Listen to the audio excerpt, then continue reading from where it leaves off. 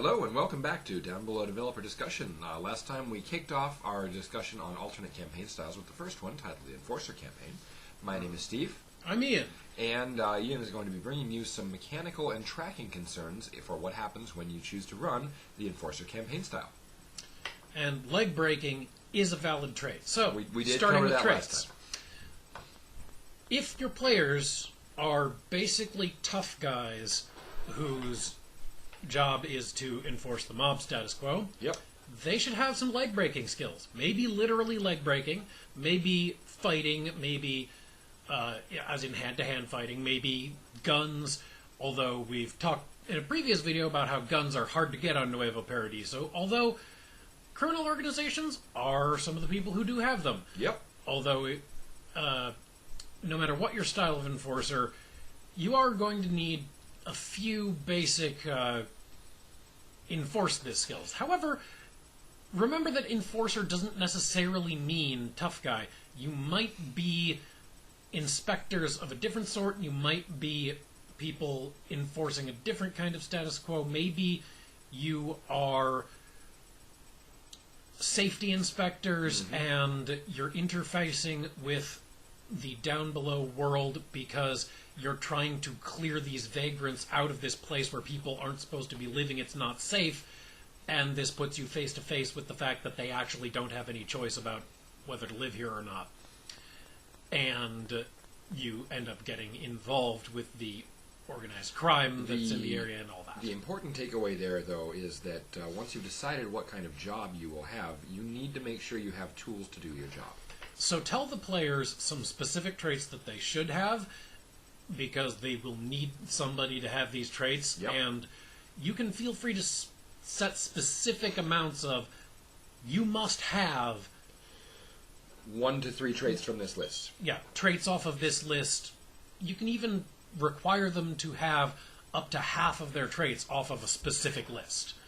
The other half of their traits they can usually go hog wild on, but you can also feel free to have a short list of types of traits that they shouldn't focus on because they're going to come up infrequently, if at all. So no more than one trait of this type, and if specific traits seem just out of theme for the campaign, you can feel free to say, no, don't give your character that trait.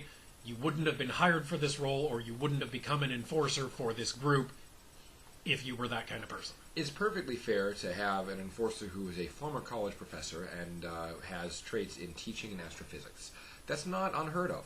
However, if they're going to really double down on the college professordom, they're probably looking for a different campaign style. And you should talk to them about, what are you looking for here? What are you trying to do here? If it turns out that they are putting half their points into the requisite ones, and then the other half are going into stuff that just will never be useful, what they thought was character flavorful, they can still keep all of that. They just don't make it active traits. If you feel like the player is putting a trait in there out of left field that kind of breaks the tone for not even the setting, but the specific style of game, feel free to veto it if, after talking to them about it, you still feel that it breaks tone. One of the important things to take note of here is that we are suggesting not just a fiat veto, although that's well within the GM's rights. We're also suggesting talk to the players. Find out what they were really looking for. Find out what they really want, because if what they think they want is something that will be out of left field, maybe you can find out something closer that's what they actually want.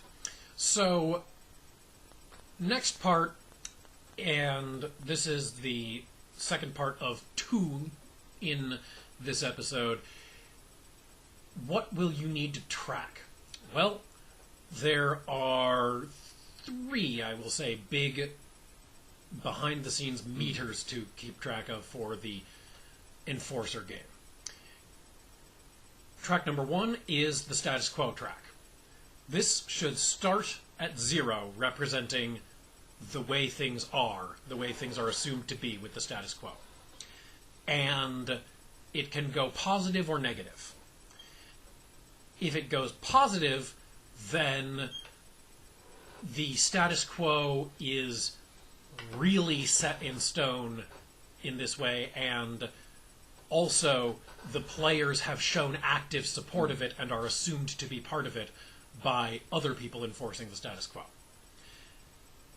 As it goes negative, the status quo is apparently crumbling in some way, and the players start to be looked at askance as part of what is making it crumble. And this track should move in a direction based on what actions the players choose to take. Right. Don't just arbitrarily move the track. Make certain that every movement is reflected by an action. And successes or failures can move you on the track. Generally, a failure will move the players the direction they didn't want to go. So, if they wanted to uphold the status quo, but they choose to fail in a situation, they might end up with a negative status quo track and being treated as rebels against the system, even though they're actually not. Whereas, if they were trying to bring it down and they fail in a situation, they might end up looking like pillars of the community. And boy, wouldn't that be embarrassing. So this kind of track is actually something we'll be talking about pretty much in all of them. Just keep in mind that based on success or failure, if it's a success, it moves in the direction the players generally want. If it's a failure, it moves in the direction players don't want. Before we run out of time, what are the other things to track? So there's two other tracks. There is the organization power track.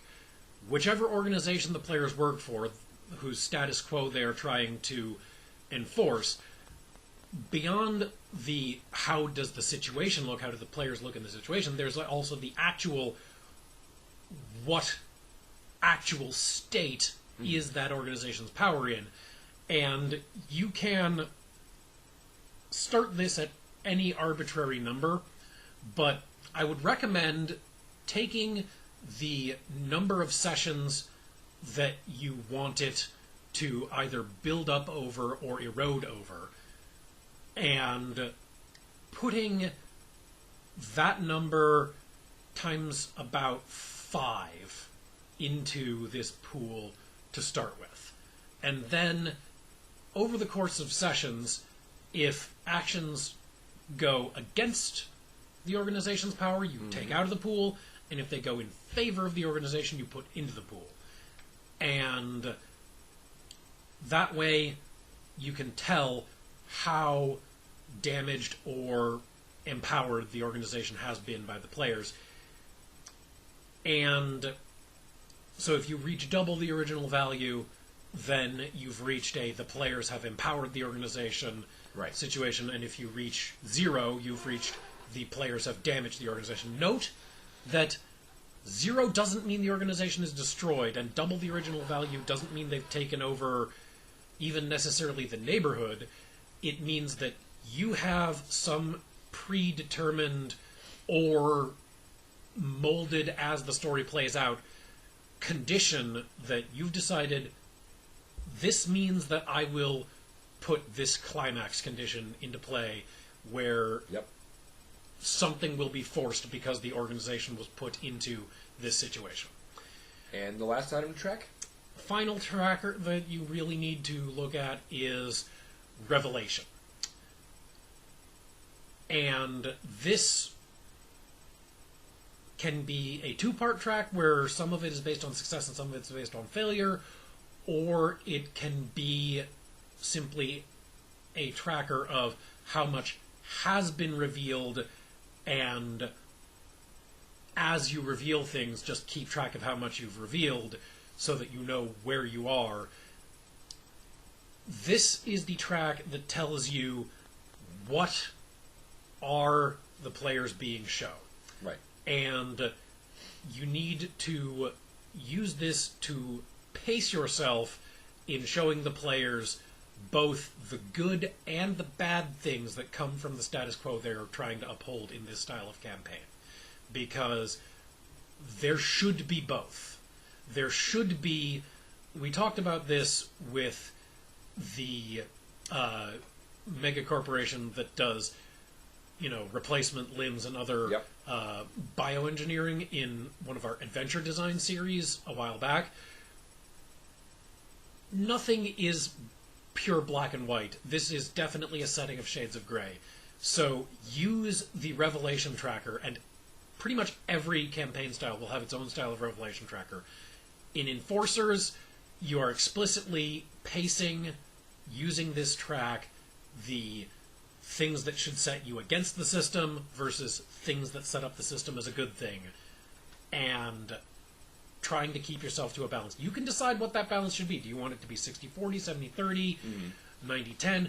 But there should be a balance, and you should stick to it and modulate it thoughtfully. Because whatever it is, if it's all one thing or all the other, there's no conflict, and without conflict, the story is boring. So next time we'll introduce our next campaign style. Until then, thank you for falling through the cracks with us.